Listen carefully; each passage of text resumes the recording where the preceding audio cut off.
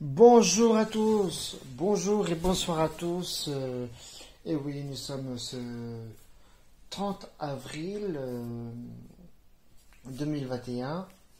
Et oui, ce dernier jour du mois d'avril. Et oui, alors donc, et oui, c'est mon podcast, le podcast de Sébastien Louerche, et c'est là. Alors oui, cette émission n'est pas en direct, comme vous pouvez voir, parce que tout simplement, parce que je n'ai pas trouvé la touche audio en direct. Je sais pas, peut-être que ça a changé. Donc si quelqu'un pouvait m'expliquer, ou peut-être que c'est mon Facebook qui bug, j'en sais rien.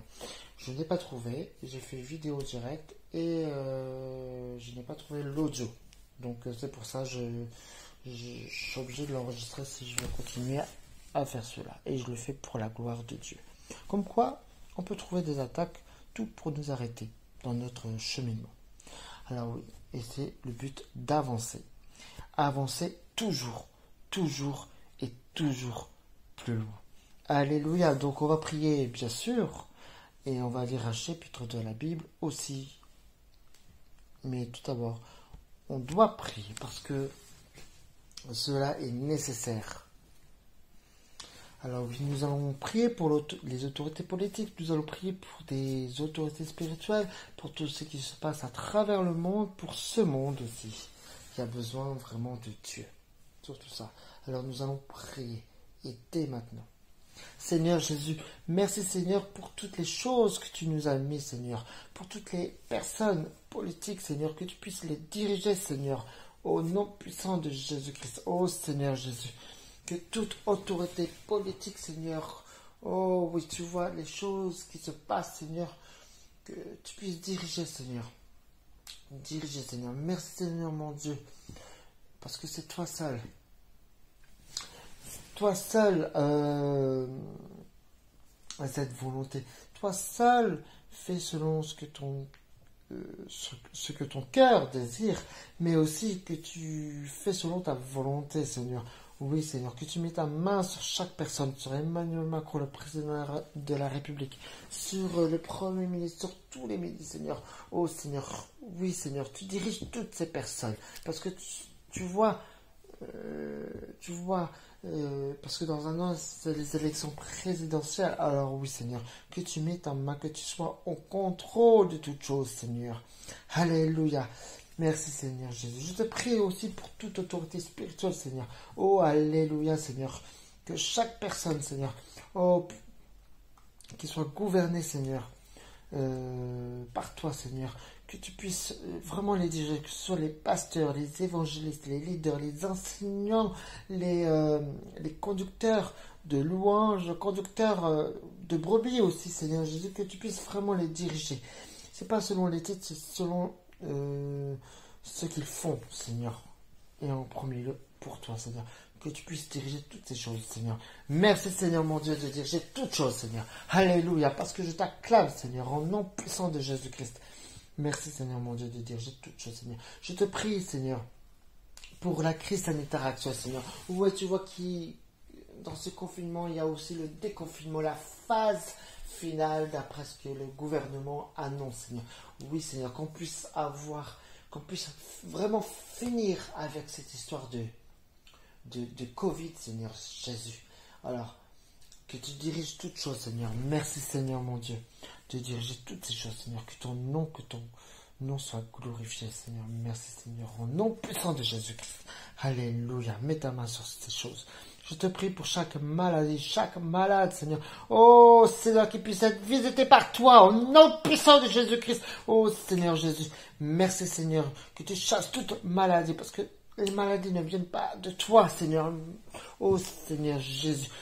Je proclame des guérisons, Seigneur, à travers eux, Seigneur, par le sang puissant de Jésus-Christ. Je proclame des délivrances, Seigneur Jésus. Oh oui, je proclame toute délivrance, Seigneur. Oh oui, Seigneur. Merci, Seigneur, mon Dieu, de diriger toutes choses. Oh, alléluia. Je te prie pour chaque âme qui se perd de jour en jour, Seigneur Jésus. Je te prie pour des âmes perdues, Seigneur. Merci, Seigneur, afin qu'ils puissent vraiment revenir vers toi, Seigneur, d'un seul cœur. Oh, Seigneur, au nom puissant de Jésus-Christ. Merci, Seigneur, parce que tu es là, Seigneur, au milieu de nous, Seigneur. Tu es là au milieu d'eux, Seigneur. Merci, Seigneur. Je te prie pour chaque conversion, Seigneur, qui puisse vraiment se donner à toi, puisse se convertir vraiment, Seigneur. Je te prie pour des futurs baptisés qui puissent vraiment prendre conscience que le baptême, c'est un engagement avec toi. Oh Seigneur, je te prie pour toutes les personnes qui ont un travail, qui ont un emploi, afin de les garder, de les préserver et vraiment dans leur environnement professionnel, qu'ils puissent vraiment être protégés, Seigneur, qu'ils puissent être écartés des choses mauvaises et tu puisses les protéger contre le chômage. Oh oui, Seigneur, ceux qui sont dans le chômage, qu'ils puissent vraiment avoir du travail, pas forcément trouver, mais avoir du travail, qui sont comblés de bonheur aussi. Oh Seigneur, parce que tu vois, tu veux que toute personne puisse travailler. Je te prie pour les célibataires, Seigneur. Tu vois que les célibataires qui ne sont pas encore mariés, qui n'ont peut-être pas de fiancé encore, eh bien Seigneur Jésus, tu diriges la personne, leur bien-aimé, Seigneur, selon ta foi, selon ta volonté, Seigneur. Oh oui, Seigneur. Alors dirige toutes ces choses, Seigneur. Seigneur, que tu puisses vraiment éclairer ta volonté, Seigneur. Merci, Seigneur, parce que tu es là parmi nous. Au nom puissant de Jésus-Christ. Alléluia. Oh oui, je te prie pour les mariés, pour que tu puisses protéger chaque marié, chaque couple, chaque enfant aussi. Oh Seigneur, vraiment, de loin, que tu puisses vraiment les protéger loin de l'ennemi, Seigneur.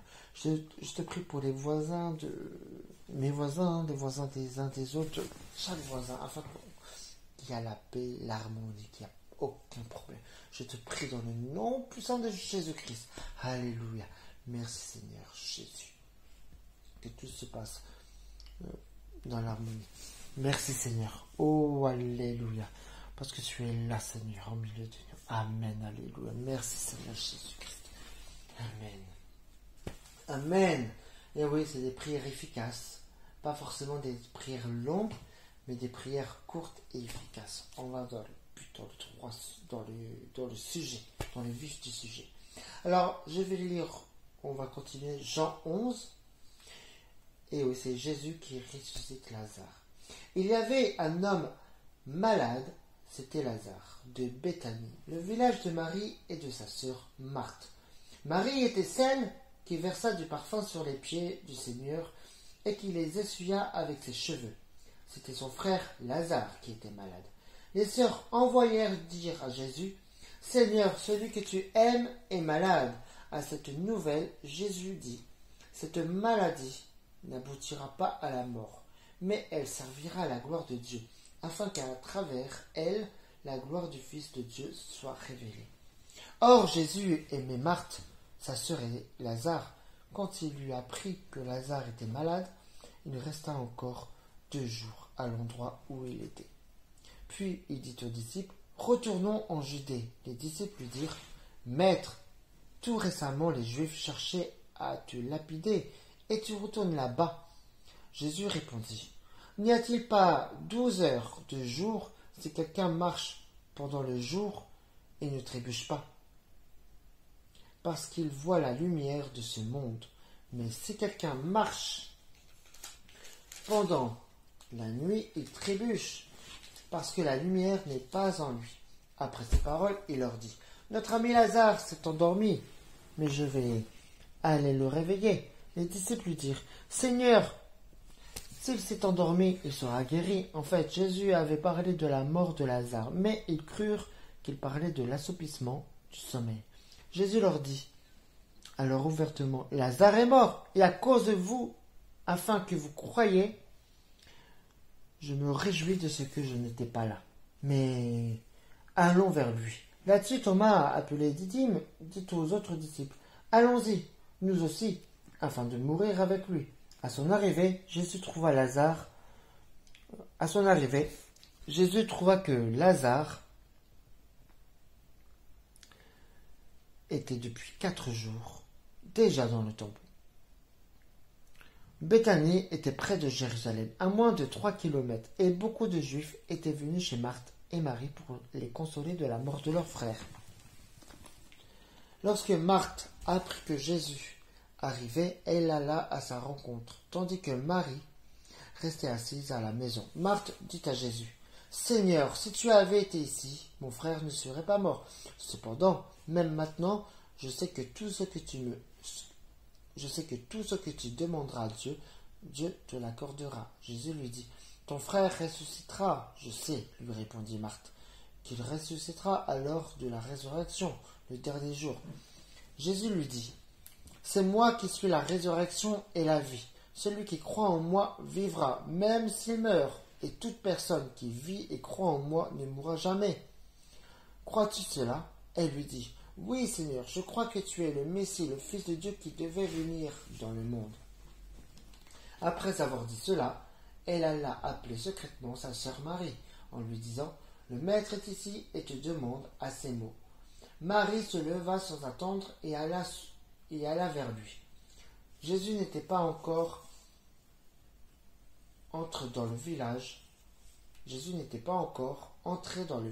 mais il était à l'endroit où Marthe l'avait rencontré. Les Juifs qui étaient avec Marie dans la maison qui la consolait la virent se lever soudain et sortir et la suivirent en disant: Elle va au tombeau pour y pleurer. Marie arriva à l'endroit où était Jésus. Quand elle le vit, elle tomba à ses pieds et Jésus et lui dit: Seigneur, si tu avais été ici, mon frère ne serait pas mort. En la voyant pleurer, elle et les Juifs venus avec elle, Jésus fut profondément indigné et bouleversé, et dit: Où l'avez-vous mis? Seigneur, lui répondit-on, viens et tu verras. Jésus pleura. Les Juifs dirent alors: Voyez comme il aimait. Et quelques-uns d'entre eux dirent: Lui qui a ouvert les yeux de l'aveugle, ne pouvait-il pas aussi faire en sorte que cet homme ne meure pas? Jésus, de nouveau profondément indigné, se rendit au tombeau. C'était une grotte, une pierre fermait l'entrée. Jésus dit: Enlevez la pierre. Marthe, la sœur du mort, lui dit: Seigneur, il sent déjà, car il y a 4 jours qu'il est là. Jésus lui dit: Ne t'ai-je pas dit que si tu crois, tu verras la gloire de Dieu? Ils enlevèrent donc la pierre de l'endroit où le mort avait été déposé. Jésus leva alors les yeux et dit: Père, je te remercie de ce que tu m'as écouté. Pour ma part, je savais que tu m'écoutes toujours, mais j'ai parlé à cause de la foule qui m'entoure, afin qu'ils croient que c'est toi qui m'as envoyé.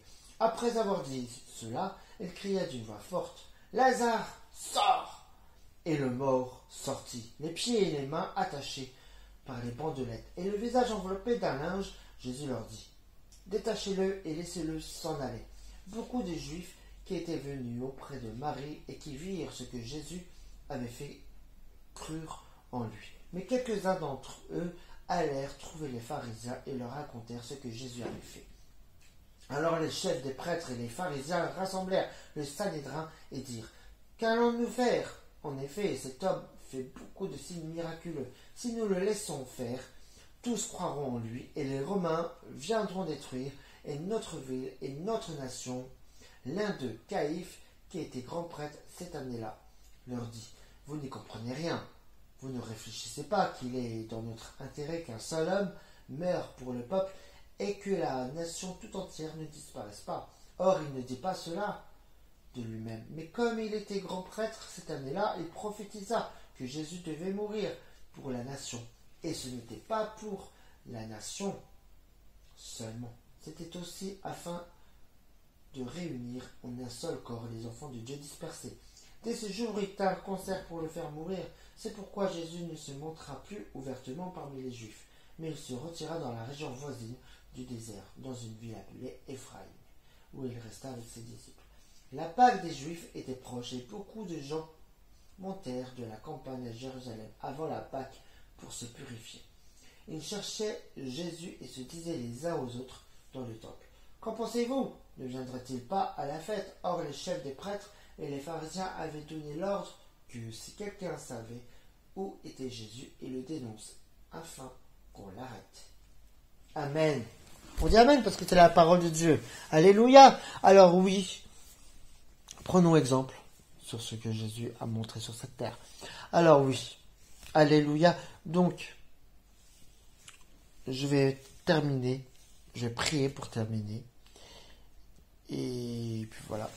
Donc, pour ce 11e numéro de mon podcast en écoute libre. Et oui, donc voilà. Je vais prier. Seigneur Jésus, merci Seigneur pour les cœurs qui ont entendu cette parole, pour les personnes qui ont entendu cette parole. Je te prie Seigneur de leur diriger afin de les convaincre de la réalité des choses et de la vérité, surtout de la vérité. Alors merci Seigneur de les prendre conscience de cette vérité, de cette réalité.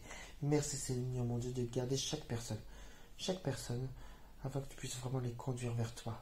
Merci Seigneur. Dirige leurs soirées, leur week-end dans le nom précieux de Jésus-Christ. Et Amen, Amen, Alléluia. Et oui, donc voilà, donc on va se retrouver bien sûr au mois de mai. C'était en tout cas la dernière du mois d'avril, en ce 30 avril. Et je rends l'antenne, bien sûr. Et je vous dis à très bientôt. Je ne sais jamais quand, parce que c'est une émission en écoute libre, mais c'est aussi, on ne sait pas, notre fréquence, notre moment, quand ce sera pour la prochaine fois, mais je vous dis à très bientôt. Alors, soyez bénis, richement bénis. Et c'était bien sûr Sébastien Louerche pour l'émission en écoute libre. Et c'était le 11e numéro. À très bientôt. Et je vous quitte en ce 30 avril 2021. À très bientôt. Soyez bénis.